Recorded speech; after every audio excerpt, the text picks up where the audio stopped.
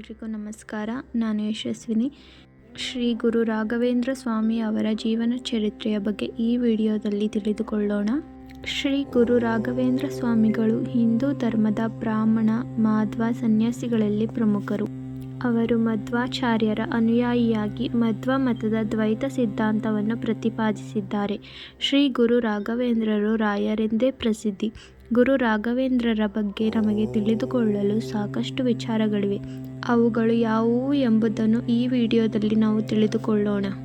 ಶ್ರೀ ಗುರು ರಾಘವೇಂದ್ರ ಸ್ವಾಮಿಗಳು ವಿಷ್ಣು ದೇವನನ್ನು ಸರ್ವೋಚ್ಚ ದೇವನಾಗಿ ಪೂಜಿಸುವ ವೈಷ್ಣವ ಧರ್ಮವನ್ನು ಅನುಸರಿಸಿದವರು ಮತ್ತು ಶ್ರೀ ಮಧ್ವಾಚಾರ್ಯರ ದ್ವೈತ ತತ್ವಶಾಸ್ತ್ರವನ್ನು ಪ್ರತಿಪಾದಿಸಿದ 16ನೇ ಶತಮಾನದ ಪ್ರಭಾವಿ ಹಿಂದೂ ಸಂತರೆನಿಸಿಕೊಂಡವರು.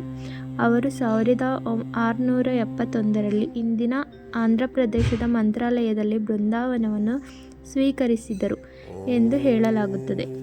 ಭಾರತದಲ್ಲಿರುವ ಅತ್ಯಂತ ಜನಪ್ರಿಯ ಧಾರ್ಮಿಕ ತಾಣಗಳಲ್ಲಿ ಒಂದಾದ ರಾಘವೇಂದ್ರ ಸ್ವಾಮಿಗಳ ಬೃಂದಾವನದಲ್ಲಿ ಅವರ ಭಕ್ತರು ಬೌದ್ಧಿಕ ಅಥವಾ ಆಧ್ಯಾತ್ಮಿಕ ರೂಪದಲ್ಲಿ ರಾಯರನ್ನು ನೋಡುತ್ತಾರೆ.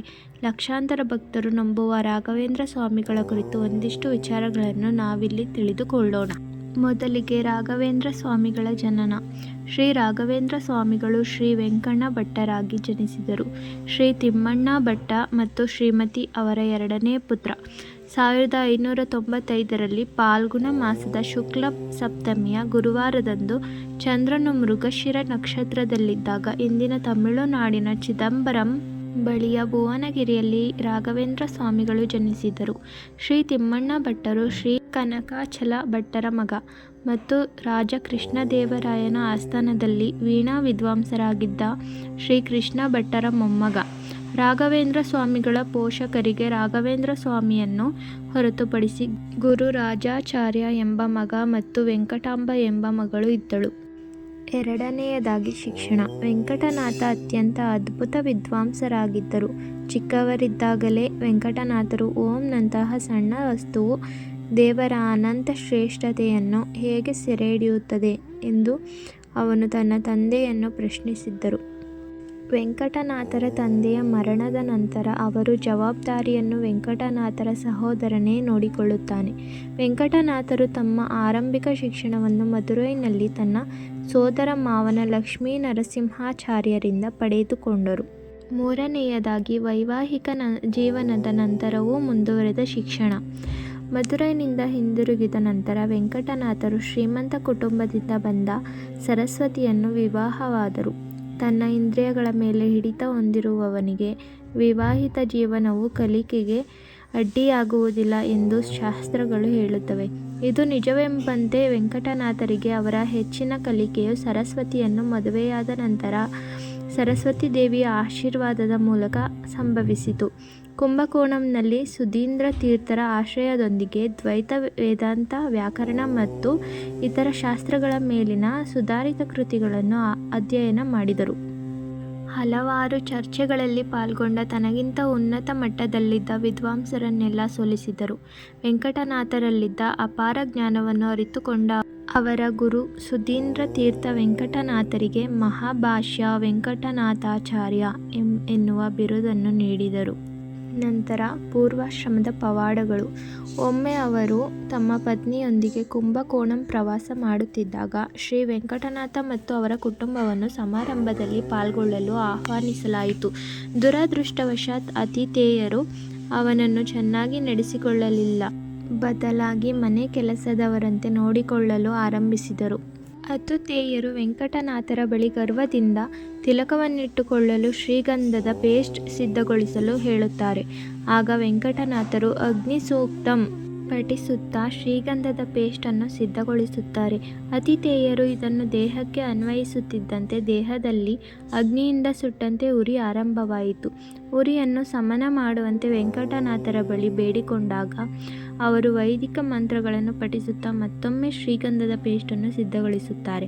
ಇದನ್ನು ಹಚ್ಚಿಕೊಂಡ ಬಳಿಕ ಅವರ ದೇಹದ ಉರಿ ಕಡಿಮೆಯಾಯಿತು ಮತ್ತು ವೆಂಕಟನಾಥರ ಶಕ್ತಿ ಮತ್ತು ಭಕ್ತಿಯ ಬಗ್ಗೆ ತಿಳಿಯದೆ ಮಾಡಿದ ತಪ್ಪಿಗೆ ಕ್ಷಮೆಯನ್ನು ಕೇಳುತ್ತಾರೆ. ನಂತರ ಗುರು ರಾಘವೇಂದ್ರರ ಸನ್ಯಾಸತ್ವ.